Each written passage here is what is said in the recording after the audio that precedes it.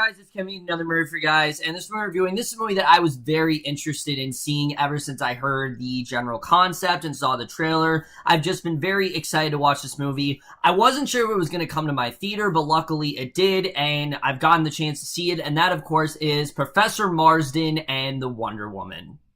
So what Professor Marsden and the Wonder Woman is essentially about is we focus on William Marsden, who is a basically psychology professor in Harvard, and he is someone who is looking for someone to recruit to basically test out a few of his theories, especially the something called the disc theory, and he ends up recruiting this one girl, Olive, who at first it is just for demonstration reasons, and that's really it. But over time, you start to realize that he starts to fall in love with her, but also his wife starts to fall in love with her, and the three start to engage in a polygamous relationship, and he basically gets the inspiration from Wonder Woman in this way. So, Professor Marsden and the Wonder Woman, like I said, I was definitely very much looking forward to this movie. I find it very strange that we've had a Wonder Woman film and now this is actually coming out. I think it's very timely, the fact this is finally coming out. Basically, just a few months after Wonder Woman was filmed, which was like such a huge juggernaut. People are still talking about it. It's really just insane how much that movie has evolved, especially DC, how much they've evolved from then till now. It's just really crazy, but this film in general, like I said, I definitely was very interested in because I do want to know more about the stories. I always love these sort of, how this concept came to be and sort of the interworkings about that stuff that always really does fascinate me. And I'm just gonna come out and say it, guys. I really wasn't a fan of this movie. I wasn't. Now, don't get me wrong, this is not a bad movie. There are actually some things that I do enjoy about it. It's just, to me, this is one of those movies that sounded a lot more interesting when you read about it than when you actually do see it. It's a film that has a lot of interesting things about it, but the concept in general just didn't really interest me. What we're gonna get into right now, starting off with the cast. And right off the bat, that is something I will absolutely give this film. The performances in this movie are exceptional. I think everyone really did a great job. I don't think there's anyone here that was bad. Luke Evans, I really liked as a character of Professor Marsden. He's someone who has a lot of interesting theories. Like I said, he is in fact a psychologist, and he's very obsessed with this idea of the disc theory, and all that stuff I did think was very interesting. And how he does come up with the idea of Wonder Woman, I actually did really like, and I thought he definitely did a really good job here. You can definitely tell, that his character is someone who really does care about both of these women, and you can really understand why he cares about both of them, why he takes an interest in both these women. I definitely really did enjoy that. I thought he was definitely, like I said, really good here, and he really did give a good performance here. And then the same with Rebecca Hall as Elizabeth. I really liked her character. I thought she definitely was really good in the film. This is someone who, like I said, she is Bill's wife, and she's kind of hesitant at first to really let this girl in, but you really do see her character undergo a pretty big transformation towards the end of the film, and I thought she really did a good job here. I really did like her character, especially towards the end of the film. She has some really great scenes, definitely, and I think out of everyone, she probably did give the best performance, and I really did love what she did here. And then there's Bella Heathcote as Olive, and I'm gonna be honest with you, she was probably the weakest link of this film when it comes to acting. I thought that she wasn't necessarily miscasted, but she was very iffy for me. First of all, her accent would go in and out, and that's a nitpick. It's not something that is really going to hurt the movie as a whole for me. But just her in the role, I don't know, just something about her. I thought she was a bit miscasted. I thought they could have gotten a stronger actress in her role. She does a really good job in some of her scenes. I thought the chemistry between these three was infectious. They really did work great together. You really got the sense that these three were in love with each other, and I thought that was really good. But there are just moments where you're watching her in the movie and you just don't really feel like she goes through that much of a transformation. I didn't really feel that connected to her character, and just in general, I think, while Heathcote, I thought did a good job what she had, I thought they could have casted someone better, but like I said, all performances in here are fine. I don't really have a problem with the performances necessarily. Acting-wise, this movie definitely got it right, minus that one miscast.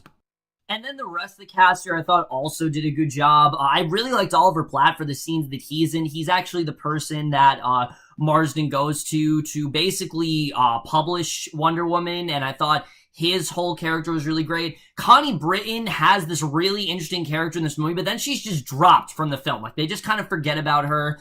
But in terms of acting, besides Bella Heathcote, I think everyone really did a good job. I think everyone really did give it their all here, and that's something I definitely will, again, give this film. So now I want to get to the directing and the writing, because here's where we start to come with some of my more negative thoughts on this film. First of all, the directing's fine. I thought the tone was fine here. This is a film that is surprisingly very positive. It's kind of supporting all of these various ideals, and that's something I definitely did enjoy. It's, raising awareness to this one topic, and I thought they handled that in a very good way. There's actually some really funny moments in this movie. I was actually laughing I wouldn't say frequently, but I was definitely laughing quite a few times. I thought they did a good job with that. And, the drama was definitely handled pretty well. But the writing in this movie is really my main problem, because, again, let me just say right off the bat that I do think a lot of the ideas are very interesting. The idea of polygamy and things like that. It's not something that you see a lot in a film, and it's not really something that people talk about, but it does happen, and it's still kind of frowned upon today. People don't really support that kind of thing. So I do appreciate that this film is trying to be something different. It's trying to shed some light on a culture that's just not very well represented, and I definitely do appreciate that. But, on the other hand, there are stories that I might read about, and I'm like, oh, that's really interesting. That does not mean I want to watch an entire film about it, because, honestly, for the first hour, I really was not that into this film. I found it to be very repetitive. I found the story to just be very unengaging, and the characters especially, I really was not that attached to, I have to say. And I understand that these are characters that are, accepting these ideals, and I did think that was interesting, but I didn't think the movie focused enough on the interesting aspects. I thought it focused too much on the relationship, which isn't really all that interesting. The relationship involves, like, bondage and BDSM, and it didn't really interest me, I have to say. I've seen that stuff before, and they didn't really do anything that different with it here. I did find the psychology stuff interesting, like the idea of the disc theory. Oh yeah, that stuff definitely did sort of fascinate me. I did think that stuff was interesting here, but just throughout the first hour of the film, I really was not into it. There's a lot of moments of just the three of them realizing they're in love, and it seems like they're kind of hesitant, but then they get back on board, but then they're hesitant again. It's just very repetitive, and it wasn't really that entertaining for me. And the film keeps cutting back and forth between this and then Marsden basically being interrogated for a certain Wonder Woman comic, and I wanted to know more about that story. I was very interested in that story, and I was less interested in what was going on with him and these two women. And I understand that this is his inspiration for Wonder Woman. I totally understand that, but I thought the film focused too much on their relationship and not enough on these three characters individually, because I didn't really feel like I knew most of these characters. I just kind of felt like, oh, they're in a polygamous relationship, and William Marsden's a psychology professor. That's really all I got to know here.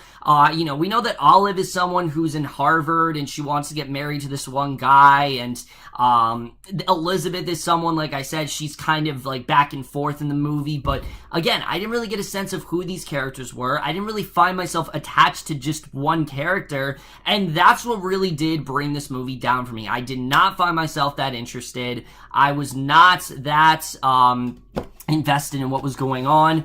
until the, I'd say, last 40 minutes. Once the last 40 or so minutes rolls around, that's when I really started to get more invested in this. And I'm like, okay, now this is actually getting really interesting, because then we get more into how he came up with the concept of Wonder Woman and what Wonder Woman was meant to do, and how a lot of the stuff in the Wonder Woman comic, you know, wasn't really supported in the 1940s. We definitely do see that there. We see how their relationship started to kind of become a problem. I thought that's when the movie actually got really interesting, and that's something I definitely did appreciate. I really did like when we saw why Marston came up with the idea of the Wonder Woman comic. It's not something that I really could have thought of. Like, when I read Wonder Woman, I didn't really get the interpretation I did from, but now watching this movie, now I can kind of see where Marston was coming from, and I actually do find that quite interesting, and that's something I definitely did appreciate. I thought that was definitely really well done, but for the first, I'd say, hour in the first two acts, Wonder Woman feels like an afterthought. It really does. It was something I thought we got to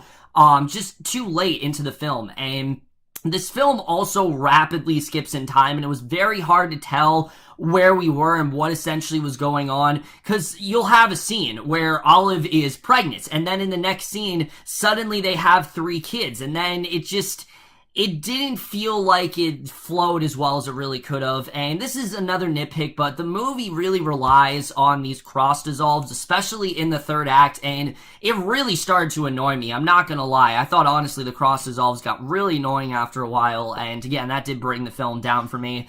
The cinematography here I thought was actually really good. I really did get a sense of the 40s setting. I thought the 20s and the 40s setting I thought was definitely very well done here. It would definitely looked really great. The score as well I definitely did enjoy. I thought there were some really nice music choices. And then the editing, like I said, the movie I don't think is as tightly edited as it really could have been. I think if the movie was a little bit shorter, then I would have enjoyed it more. I understand it's 108 minutes, but for me, I think it could have been a little bit shorter, because I just felt we spent too much time on things that just weren't all that interesting. And there are parts of this movie where characters make these rapid decisions, and I didn't really feel like we saw enough of an arc there, and it just didn't really work for me as a film, unfortunately.